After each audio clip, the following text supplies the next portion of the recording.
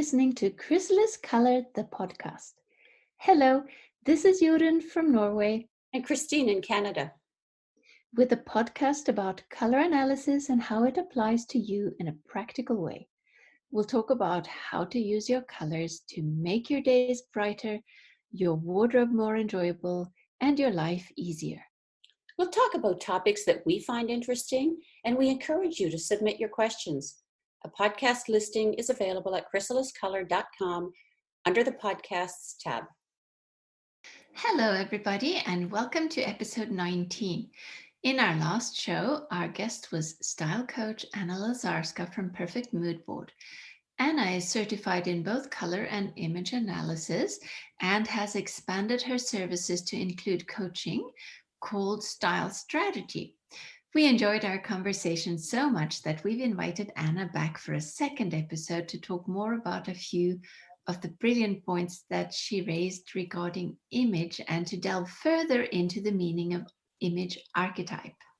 Hi, everyone. Hi, Anna. Thank you for joining us once more. Hi, everyone. Thank you so much for having me again. Links to Anna's site, Instagram, and LinkedIn profile can be found in the show notes. Anna, something you said in the previous show really impressed me.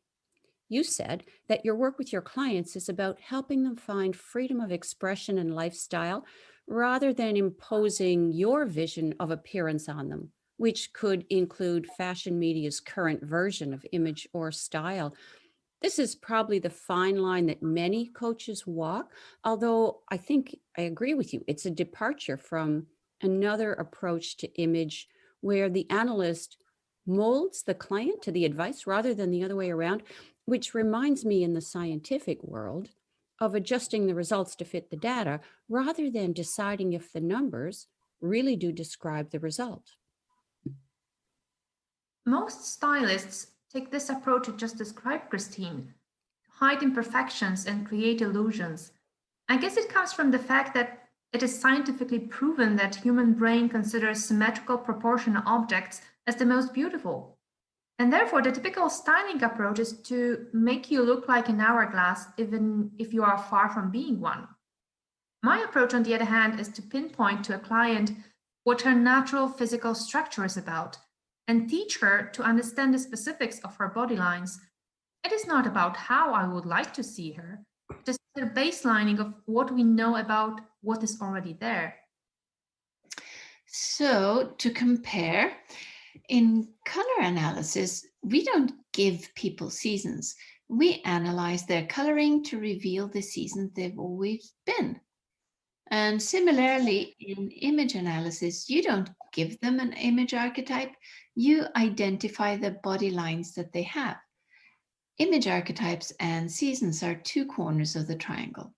And then we discover or consider lifestyle and personality as the third corner. Isn't that right? Yes, indeed. And this is what color analysis and image analysis have in common. First, you need to understand what you really see and measure it. And once you know the inborn colors and lines, only then you have a solid base to build on. And this is what is different about the archetype method versus the typical styling approach, where a stylist sees a person as this or that and aims to make her look like the current image everyone strives for. And of course, every person wants to look modern and relevant, but it doesn't have to mean the same as looking as the current ideal of beauty. There is a clear distinction between fashion and style. Yes, absolutely. There is a distinction between those two concepts. They're actually very different things, aren't they? Fashion is kind of like fresh produce, fireflies almost. So, because fashion quickly becomes dated. Style, on the other hand, is more everlasting and timeless and personal. To be stylish, you don't have to follow every trend. The most stylish women have often found a personal style, a very personal style sometimes, and they use it in a current way and adapt current trends to their personal style and body lines. Or they choose to drop the trends altogether.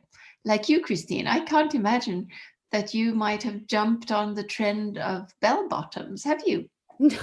No, if I did, I jumped right back off again. They make me look like half the height I am. Although I secretly do yearn for bootcut styles, but when I see it on me, I just the elegance goes away. And I almost look tough, I think. Or the bottoms look wider than they are and the top part doesn't sit right. And same for you, right, Anna? You would not be wearing a flapper style drop dress no matter how popular or trendy it was, would you? Oh no, it is not my thing. I will stay with my full circle swing dress. Thank you. I have been thinking about what style icons have in common. I narrowed it down to 3 key things. So, first, they know what looks good on them, don't you think? And the second, they are consistent in wearing that style. And it doesn't mean wearing the same things over and over again, but rather reinventing the themes that work. Yeah, I agree. Look, knowing what looks good on you is Mhm. very powerful, and consistency communicates a person who knows themselves. And it has been surprising to me that it still allows for a lot more variations than one might think. Yes, right. And I think the third one is courage. Courage to go against the flow and to own their image. Which leads to another point that stylish doesn't have to be classic, right? I think it's a popular misconception that in order to be considered stylish, you need to wear traditional classic styles, which is not true at all. No, it isn't. I have a great example of this. One of my style icons, Iris Apfel. She's been wearing the same iconic round glasses since forever. And even though she's a petite woman, she wears like her own body weight in necklaces and layers of large balls of beads. And some people may say that she's taken personal style to an extreme level, but oh, how she owns her style. And she's totally herself. I really love looking at photos of her.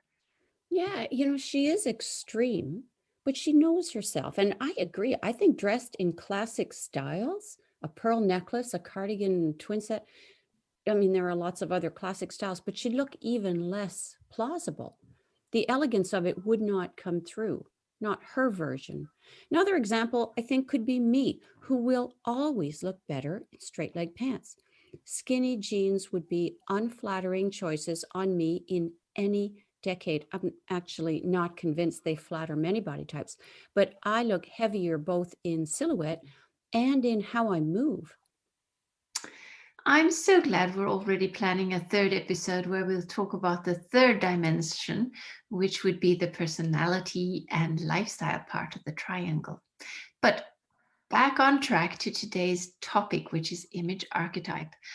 Color is one side of what we buy, style as shape and line, clothing design is the other. And in this episode, we're excited to explain in more depth what image archetype means. I love this concept that accepts who we are and lets us look truly like ourselves, be the body that we have and enhance what's there instead of camouflaging and squeezing ourselves into a generic mold. So let's begin with the basic question, Anna. What is an image archetype anyway? It is a set of physical characteristics which form a certain pattern. And then this pattern can be associated with a certain style. It was first based on animals back in the 40s when women were compared to a bird, a cat, a horse, an elephant, or a pony. And then in the 60s, the archetypes which we know today were born. And these are dramatic, natural, classic, gaming, and romantic. And you may recognize them, for example, from Mr. David Kibi's approach. And by the way, you may find the link to his work in the show notes. Many people think that he invented them. However, it is just the best known system that was developed in the 80s. Image archetypes may be interpreted differently by different people, so you may come across various naming conventions. And as a result, style recommendations from 2 different analysts using similar terms might not be exactly the same. Yes, so these are universal concepts. Nobody really owns them. And trademarking them would be like someone trademarking the chord C major or B minor in music. The concept of image archetypes is an old and traditional one. Let's just agree on that. Well, it makes sense to me. Two people with the same coloring, my daughter and I, as a real world example, would never wear the same style of clothes. And it's because of body type. It has nothing to do with age or personal preference. So, Anna, what are the names that you use with your clients for the different image archetypes? I've heard analytical terms and then I've heard descriptive terms. I use the key 5 archetypes, which are dramatic, natural, classic, gamine, and romantic, with their yin and yang versions. So it gives us 10 types altogether. However, for some people, these terms with yin and yang are confusing and they prefer a clearer image to have a better idea of the archetype. So, for example, I use princess or pixie, which make more sense to them than yin classic and yang gamine. So, Anna, would you describe for us the differences between those 5 main categories? Sure. The differences are primarily about scale, body lines, and shapes. Scale means, first of all, your height, but also the size of your features. Lines can be straight or curved, while shapes sharp or blunt, squarish or rounded. So, for example, dramatics are usually tall with very linear body and long limbs. Not many curves, but substantial and sharp facial features. Natural types are also rather tall, but broader and more muscular, with squarish and blunt shapes in the face and body. Classics are medium high, very symmetrical, very average. They have balanced body lines and very few irregularities in their features. Gamines, on the other hand, tend to be petite. They're usually a combination of opposites, so it's not so easy to type them correctly. Many have boyish silhouettes with some squarish or triangular facial features. And last but not least, we have romantics, rather short or medium height, with a lot of curves and lush, full, rounded features. Anna, you use the terms yin and yang. How would a body have more yin or more yang? As you may recall from our previous episode, I trained with Rachel Nagnias, so I use her interpretation of the archetypes, and we'll link to Rachel's website in the show notes, by the way. In this system, the meaning of yin and yang as related to bodies is not about male or female. It is not about personality or energy. Here, it relates to shape and size of a feature. So let's pick an image archetype, say natural. And out of the two natural types, yang natural will be taller, more substantial, more muscular and squarish. And yin natural will be more medium, more delicate and a bit more rounded than yang natural.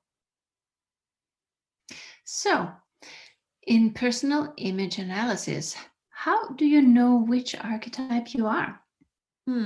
So we look at 4 areas. The first one is bone structure, size and shapes of your bones. The second one is body tissue, which is basically how your fat and muscles are structured and how they are distributed on the bones. Does it matter if you're overweight or underweight? Can you, for example, be a pixie if you're overweight? Overweight is not a body type, as the famous saying goes, you know. So absolutely, you can be a pixie even if you are overweight. And weight is a reason women may misidentify their type, but an analyst will know the distinction. And you know, I know women who postpone their image analysis because they're waiting to lose weight. Is that valid? Should they be waiting, or is there any point to that? No, it is not necessary. Key body characteristics don't change that much. Body tissue and its distribution over bone structure might change a bit, but height, length of the legs, shoe size, or shape of the jawline, they all stay the same. Anyhow, I always ask my clients to share pictures from their past adult life, and seeing them at different ages and at different weights helps get to the right type. So, Anna, I think I distracted you a little earlier. You said there were 4 areas. Right. So the third one is size and shape of the facial bones, like jawline or cheekbones. And the last one, the facial features, like lips or eyes. Right. Got it. So, comparing once again to color analysis, we say that it's almost impossible to self analyze your way to your season. In color analysis, we have a clear process and also clear measuring tools, the drapes.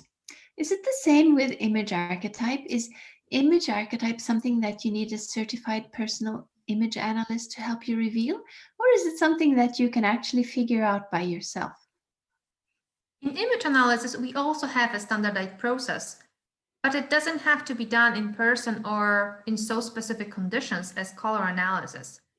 I think the most difficult part is looking at yourself objectively. You know yourself well, you see yourself in a mirror every day, and you tend to exaggerate your imperfections. As a result, you may type yourself as something you are not. And an example could be one of my clients with a substantial and sharp nose, which is typical to dramatic types. But if everything else about her is symmetrical, medium, and average, why would we type her as dramatic, not classic? I thought I was a natural. And then the first thing I noticed when I took a full length picture of myself is I have no waist or very little distinction between my waist and my hips. For years, I thought I had wide hips and a small waist because that's how pants fit. And then once I tried on pants cut for my body type, well, the problem just went away. It was never about my body. I was trying on pants made for another person's body. Anna, you've shared that you saw yourself as a classic, but you were drawn to romantic. You loved the romantic style, but every in person or online analysis or test that you took always said you were classic. Yes, that's right. I wasn't able to see myself objectively either. And I think a part of the problem is that if we don't know, we say medium, average, or symmetrical. Would you agree? I knew I had too much sharpness in my facial features for a yin classic, but I couldn't figure out by myself if this amount of drama is enough for yang romantic or if it takes me up to dramatic on the other side of the scale. So until you have perspective over all 10 types, you cannot know the boundaries and where your own features fit. All the types have some similarities, say medium height or shoulder line, which could belong to more than one type. Back to your question, Christine. I'd like listeners to know that image analysis can be done online from pictures where an expert can still find the info they need to make accurate identification. However, if you cannot have in-person analysis or a video call, at least a couple of dozens of pictures are needed, in my opinion. In my case, stylists were usually asking for straight-on photos. Nobody ever asked for any from profile from different angles. Without this perspective, it is easy to misinterpret what you see from one picture, which hardly captures all the features correctly. So, Anna, tell our listeners, can a person of any season be any archetype? Yes, I think every combination exists. Women often talk themselves out of a season or an image archetype because they feel the two are incompatible. I haven't had a case myself where a client excluded one because of potential conflict with the other. And of course, some combinations might be easier because of the more obvious connection between the two. Like, for example, natural style with earthy colors of autumn. It might be a bit more difficult for a dramatic light spring, where you have so much drama to express, but with a light and happy color palette. One of the hardest combinations I think I encountered was a natural through summer. She's a traveler, blogger, and YouTuber, inspired by different places around the world she explored and cultures she has been exposed to. While tribal prints, natural textures, and handmade accessories were perfectly at home, it took her a while to replace bright Indian or Peruvian colors with much more reserved summer palette. Well, let's say I'm one of your clients. I've had my image analysis. I know my archetype. How do how do we move to the next step of finding the actual clothes to wear? Knowing your type is one thing, like knowing your season, but how do you apply it in real life? What does the woman shop for in clothes and in accessories? So the general guidelines would be to consider your image archetype and its key characteristics like scale, shapes, etc. And then take what you know and choose apparel with exactly the same qualities. So if you are a tall dramatic with linear silhouette, look for apparel with structure, with straight vertical lines, sharp edges, and large elements. But there is an easier way too. So there is a guidebook for each image archetype with lots of verbal descriptions and examples, which we show you in pictures, so that you can compare what you own to where you want to be. And it helps you recognize the right items in stores. And we all know that perfect color and design together are rare, but you don't need them. Just train your eyes to find a good cotton line. It doesn't need to be ideal or exact. It is the same as with color palette, you know? Close enough is just good enough. And of course, there will be things you will like more and some not at all. And that's okay too, as long as you give them a try and make a conscious choice. And there is one more thing worth mentioning at this point. Certain styles may be easily connected with some archetypes, like for example, natural types and boho. But you don't have to wear boho if you are a natural. There's plenty to choose from, not just long dresses and fringe bags. It is all about shapes, fabrics, and how they should fit to your figure. And you can adapt most of the styles to most of the types. I find it easier, especially when I'm trying to learn something new, to be objective about things when they're further away from me. Could be clothing, could be makeup, and even internal beliefs sometimes. I play them off someone or I bounce them off of something and then see if they're plausible. What helped me get started with image archetype was before I tried on the clothes, looking for the brands where the styles looked like the clothes from the analysis. And the minute I saw the result, it was obvious that these are the styles that my body was meant to wear. I mean, it was irritatingly obvious because the color process took a little more time, 3-4 days. I was still evolving it probably over the first month. So I started looking at Guess and Tommy Hilfiger and Ralph Lauren. I had a reason to. All of a sudden, I had a map so I could filter through all of their styles to find the ones that would belong on me. You know, beyond clothes and makeup, I find self perception so interesting. And the topic of what does it take for someone to change a belief? What does it take to present the person with the same options as were in the store last time and have them make a different choice? Yes, I like that, the picture of a map that you're given.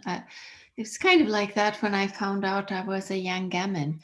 It's like something just clicks. It makes sense. It makes you feel like you, and you just grab it and claim it.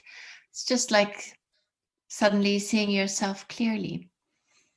Now, before becoming aware of the concept of image archetypes and dressing according to the lines and structure of your body, I used to wear long wool skirts. Picture that. I dressed like a tree stump, and they were, more often than not, they were brown.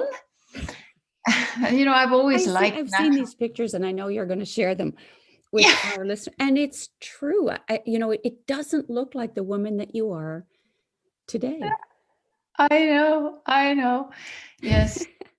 Yes, you're giggling. You know what's coming. I do. I'm going to show in the show notes. I'm going to post a very humiliating photo of me from this time walking downhill, which is like almost, when I think about it now, it's very symbolic. I'm walking downhill in a long woolen brown skirt and brown tights and beige socks, and oh god, and a long knitted jacket. I'm kind of looking like a quilt with legs. Anyway, So it was a relief to find my image archetype and get some suggestions on how to choose clothes that fit my body type. And I just want to add that I am still wearing wool skirts and I'm still wearing knitted jackets. It's just that the style is very different. Yeah, you don't look like you're wearing a costume. You just look like Yoren. Yeah. Yes. Oh. Right, and I find it's good to start with just trying one or two new items from recommendations you received post image art analysis. And seeing it actually works will make you want to try the next thing and the next one. I remember in my case, it was high waist pants. I was so reluctant and concerned about looking fat. And I didn't expect them to work, honestly. And now, knowing how they look on me, I just never wear anything else. Yeah, we all have our memories. For me, it was the discovery that the simpler a piece of clothing was, the better it worked. I can even take a simple print and under my face, it starts looking like it's moving or mechanized. I'm a Yang classic. I made sense to myself and to others on the outside and on the inside, and it happened instantly. I really hear you there, Joran and Anna. You suddenly have an idea of what you actually look like. That's a very big realization to see yourself as others do. That's true. And another thing is you always hear this advice to look taller. And looking at me in group photos, which was part of the image analysis, I would always be the shorter one. And I have now learned to accentuate my shortness. I no longer wear vertical lines and really long trousers, and I don't try to look like I have a long and lean body. I do the opposite. I break up my silhouette with contrast and short, straight pants that show my ankles and combine them with boxy cropped sweaters, which are much more in tune with my Yang Gammon image archetype. I don't try to elongate anymore, and as a result, I look a lot more like the real me. Instead of a short person playing dress up in tall person clothing, I was fooling nobody but myself. Yeah, I see this with color as well. Something about wanting to wear all dark, but it actually makes them seem shorter, even if the clothing design is decent. Whereas light color seems to be a better way to take up more space. They're more present in the world. The idea that dark columns make you look taller, that is not what my eyes see. Slimmer, maybe, but not to the extent it's marketed. And for sure, too dark for your season. I think it has the opposite effect. You can look shorter, but you kind of look bottom heavy. Would you agree with that, Anna? Yes, absolutely. It might seem counterintuitive to what you know, but this is exactly how it works. I was always aware of my hip size, so I used to cover my bottom and build big shoulders to balance the bottom half in order to create an hourglass illusion. But actually, I was only accentuating it. And from the moment I stopped, it was no longer a problem. And part of my image archetype is clothes which are cut new to the body, and I found the look I was trying to get were the other way around. The other good example is peplum, which is a big no-no for Persian. I must admit I hesitated first, and then I tried, and now I just love it. Yeah, the harder you try to hide something, somehow the more you draw attention to it. And when you just let yourself be as you are and who you are, the relief and the release, and you look a lot better. Peplums are not on my list. Straight women are probably not the thing. I was once in a store in New York with Rachel and a friend of hers, and I tried on a jacket and it had the slightest of peplums. The thing looked like a skater skirt. It kind of bounced and flounced all by itself. It kind of took us a moment to know how to react. I can make a peplum, it's one of my unique skills, out of a jacket that doesn't have one. And I tried on another jacket and it was straight and it was short. And it had three strict, small, flatline pleats in the back, in the center back, settled on me like it was made for me. And that's another experience that takes a little getting used to. Clothing in your style fits without the fuss. Maybe you have to take up a hem now and again. Anna, you got more interesting in your choices, I believe.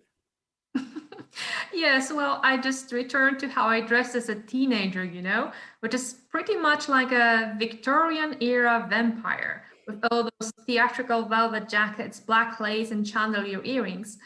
So, yes, I was super happy with the results of personal image analysis. It's funny, I can see those styles on you easily. I don't even have to try to picture it. More interesting is, for me, it would actually look normal. Whereas if I wore those styles, it could only ever be a costume. There would be no situation or occasion where that could look normal. Classic, on the other hand, if I may say so, would be, I think, extremely boring for your body type. The beauty and the interest and the femininity in your face would actually be compromised. Yes, I felt old and completely deprived of sex appeal, to be honest. In spite of the style being classic, it felt as if it was not elegant enough for me. Interesting paradox, isn't it? Classic is all about elegance, and it felt like it was the opposite in my case. Anyway, I will share an image or two in the show notes for you to see for yourself. Yes, please do. So I'm not all alone there with my humiliating photo as a walking through dump. I wish I'd taken a picture in the peplum. And for listeners who will see Anna's photos, when I only saw them myself this week, and really it is quite surprising what a difference it makes. How classic doesn't do nearly for Anna bring out the beauty that the styles she wears today can bring out. And I wonder about the passage of time. I mean, as we get older, our changing preferences, and then as styles change, it seems to me pretty easy to convince folks that their colors don't change over the years. Whereas styles, I think they have a little more doubt. They know their eyes stay relatively the same color. They know their skin stays about the same color if they think about it. With color, our advice is stay in your season and wear your colors in the same way, or wear them more if you like. There can be an adaptation, but the season doesn't change. What about style? As with weight gains and weight losses, it seems to me your bones and soft tissue would have the same proportions over time. Is that correct? And as your preferences change over the years and styles do too, what advice do you give your clients? Image archetype stays the same as well. As we said before when discussing weight fluctuations, things like height, length of the arms, and shoe size, they do not change. Proportions in the face and shape of the eyes, they also stay the same. However, knowing how fashion changes and what's available in stores, we have to adapt our clothing with time. It is hard to imagine keeping the same closet for the next 50 years. So look for reimagined and up to date versions of the same styles you know are right for your image archetype. Well, this brings us to the end of today's episode on image archetypes. Our thanks once again to Anna Lazarska of Perfect Mood Board in Poland for being our guest. Thank you so much, Anna.